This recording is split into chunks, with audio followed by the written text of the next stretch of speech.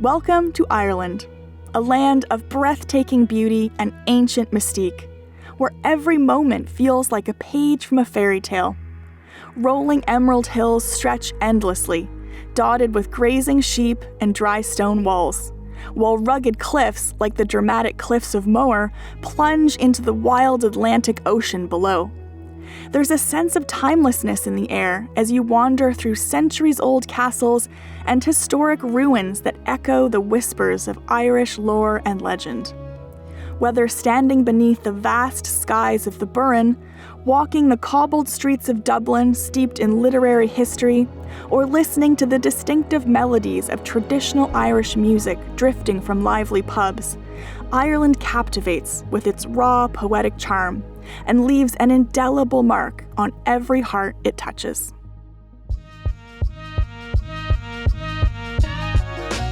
We're back on the road and on our way to a brand new country. We couldn't be more excited to be exploring Ireland and bringing you along for the adventure. We'd love for you to subscribe to our channel and give this video a thumbs up. Your support really means a lot to us. For this Ireland travel series, we're teaming up with Lally Tours in Galway, visiting places we've only ever dreamed of and can't believe we're now getting to experience. We've touched down at Dublin Airport, and this is our very first time being in Ireland. We feel so lucky to be here. Some of that Irish luck has definitely begun already. We will be making our way over to the gorgeous coast, over to Galway. But first, we're here in Dublin. We're going to get out and explore the city.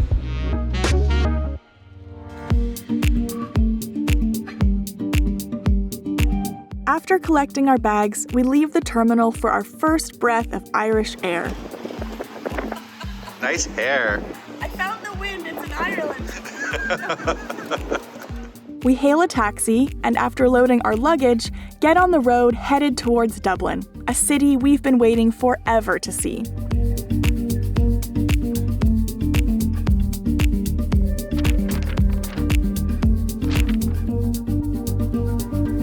We're finally getting our first glimpse of Dublin, and it certainly does not disappoint. We arrive at our hotel and drop our bags, and immediately get out exploring, since time is of the essence. There's a little bit of rain, it is Ireland after all, and as we've just arrived into the city centre, we are going to get straight onto a big bus that's going to take us all around the city so we can get a fantastic overview.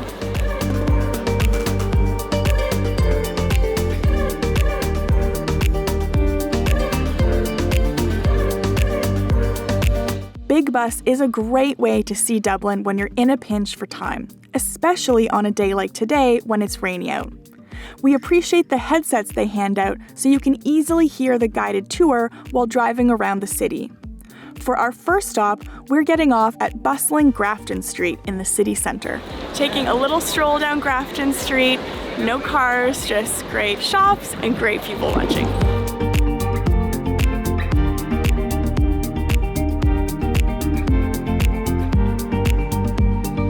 After a lovely stroll around the city centre, we're back on the bus and making our way to a plant where they manufacture something you have most definitely heard of: Guinness.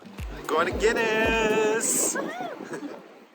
The Guinness Storehouse in Dublin is an iconic destination that immerses visitors in the rich history and craft behind Ireland's most famous beer. When it comes to Ireland, that is one brand that stands out above the rest that you see absolutely everywhere, and that is Guinness. The biggest brand in Ireland, one of the biggest brands in the world, so how could we come to Dublin without coming to the Guinness Storehouse? There's 7 floors here to explore in a building that has been brewing Guinness for over 250 years. Located at St. James's Gate Brewery, where Guinness has been brewed since 1759, this 7-story interactive experience is as much about storytelling as it is about enjoying a pint. From the moment you step into the building, which is designed to resemble a giant pint glass, you're transported through the fascinating process of brewing, the evolution of the brand's iconic advertising, and the legacy of Arthur Guinness himself, including the legendary 9,000-year lease he signed for an annual rent of just £45. Topping off the journey, literally, is the gravity bar on the rooftop, where you can savor a perfectly poured pint of Guinness while taking in panoramic views of Dublin. At the end of the Guinness experience, you get to come all the way up to the gravity bar. It's the highest bar, not only in Dublin, but in all of Ireland, to have, of course, your very own pint of Guinness, which after learning all about its history and how it's made, you can really appreciate, especially with this incredible view of the city. Cheers! What goes up must come down, and we've worked up quite a hunger. So we're braving the rainy streets of Dublin and making our way to one of Ireland's oldest pubs, the Brazen Head. There's been a pub on this site since the 12th century, and this current building dates back to the mid-1700s. Now that we're Guinness connoisseurs, we're trying the Beef and Guinness Stew, which is prime Irish beef, mushrooms, and vegetables in a rich Guinness and thyme broth, topped with an herb mash. For dessert, we're having the apple crumble and ice cream, all while enjoying some live music in the background. With full bellies, we head back for one last look at Dublin before calling it a night.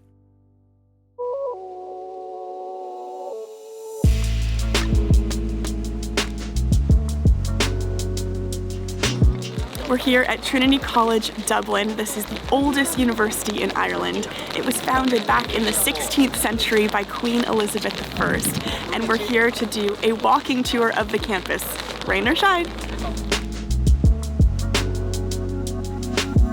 We're getting a sneaky peek around the campus, including inside the beautiful and unique Geological Museum. Upon entering this building, you're greeted by two huge skeletons of the now extinct giant Irish deer, which are believed to have roamed the lowlands of Central and Eastern Ireland. They were the largest deer species ever to roam the planet. The building is made from a variety of stones, including kelp limestone, Ballyknocken granite, Portland stone, Con stone, and Connemara marble, which is visible all around the building, especially in the entrance hall. The Old Library and Book of Kells Experience at Trinity College is a journey into the heart of Ireland's literary and artistic heritage. This is my favorite room at Trinity College. This is the long room, and it's an absolutely spectacular old library with its elegant curved ceilings and marble busts and gold lettering and shelves that go from the floor to the ceiling with these wooden ladders. It is truly magical in this space. Stepping into the long room, the library's most famous space, feels like entering a cathedral of knowledge, the scent of aged paper filling the air. It typically houses over 200,000 ancient books on its soaring wooden shelves, but the library is currently undergoing a redevelopment project to preserve the 18th century building for future generations, so many of the books have been removed. They've left a few shelves to give us a taste of what it usually looks like, and we're also delighted to see Gaia by British artist Luke Jerram. It's an illuminated artwork of Earth, which gives you the opportunity to see our planet in 3 dimensions. I'm sitting right beneath Gaia, which is an artwork that depicts the globe with real imagery from NASA. It's 6 meters in diameter, and it turns and appears to float within these walls. Here in the long room, you can also see the oldest surviving harp in Ireland, which dates back to the 15th century. And back in the 1920s, the Irish government adopted the harp as the symbol for Ireland. At the center of this experience is the Book of Kells, an illuminated manuscript dating back to the 9th century, renowned for its intricate Celtic designs and vivid colors. The exhibition leading up to the Book of Kells gives insight into the manuscript's history, its creation by monks, and its enduring significance. In case you haven't seen it, be sure to check out our video visiting the abbey where the book was first created on the Isle of Iona in Scotland. After getting a last glimpse at the Book of Kells, we make our way to the Red Pavilion, which features a digital exhibition with artifacts that come to life before your eyes. Topping things off is Book of Kells 360, a dazzling display of light and sound about the masterpiece's long history. The jewel of the library at Trinity College is definitely the Book of Kells, which you may have heard of. It's a 9th century manuscript, and it's very, very precious. And they have a digital space that you can go to before or after, which I'm now standing in front of, where pieces of the Book of Kells float off of the page and create this really neat design on the wall behind me.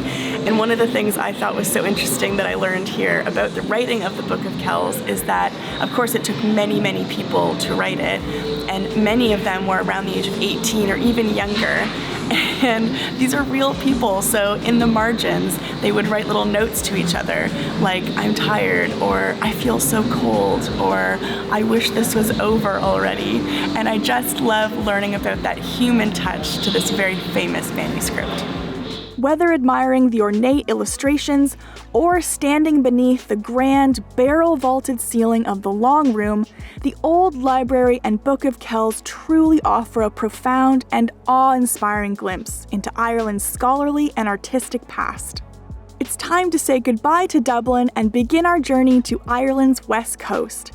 We pick up our luggage from the Clarence Hotel, known as the U2 Hotel, because it was owned by Ireland's famous rock stars Bono and The Edge for over 30 years. We brave the rainy weather along Wellington Quay until we come to the CityLink office, where we're catching our bus to Galway. Our time in Dublin has come to an end, and it's time to explore more of Ireland. We are headed to Galway. I am so incredibly excited. We've just checked out of our hotel. It was just a few minutes walk down here to the CityLink stop, where we are going to board a CityLink coach, which will take us directly to the gorgeous west coast of Ireland.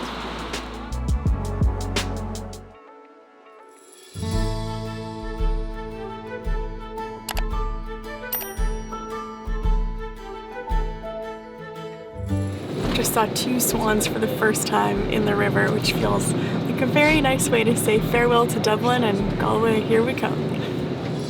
Getting to Galway from Dublin really couldn't be easier, with just a short 2.5-hour bus ride connecting us to the city centre. We're in Galway. When we arrive, we head straight to WeWheel for an e-bike tour of the city. It's our first time in Galway, so we really want to get a sense of the whole city, a nice overview. So what better way than to jump on two wheels, and we're doing e-bikes so we can cover as much territory as possible. Clip it together, and for a lot of us guys, it's a little bit like our first ever training bra.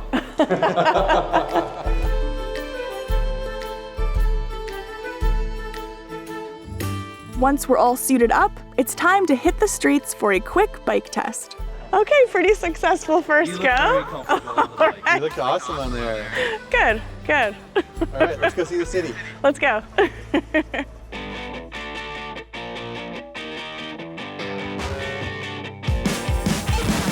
Cruising around the city on two wheels with the backdrop of the setting sun is a feeling of total joy and delight. We can't help but pinch ourselves as we coast along what's known as the Long Walk, with its iconic, colorful houses that line the water. Welcome to the greatest moment of my life. It's so beautiful. And mine too. Cycling Galway at magic hour? Yes. Pretty All incredible. the yes. This is such a great way to get our bearings quickly while seeing some of the city's most spectacular features, like the Spanish Arch, which was built way back in the 16th century, and an extension of the town wall dating back centuries earlier. This is absolutely glorious. Continuing our way through some beautiful parks and biking toward the setting sun, we make our way to Blackrock Diving Tower, where some brave souls plunge into the freezing waters of the North Atlantic. We've been biking along this beautiful promenade at sunset, as you can see behind me, and we've stopped at this beach where a bunch of people are having a lovely swim, and some brave ones are even jumping off of the tower into the water. This is obviously a very popular activity because we see dozens of people going one after the next. Before leaving the area, we make our way back up to the Salthill Promenade, where we learn the tradition of kicking the wall, which is believed to bring good fortune. I'm Galwegian now. Now you're a local. Heading back to the city centre, we have the very good luck of cheering on a group of Galwegians who are braving the waters in a, shall we say, more extreme way. That was amazing!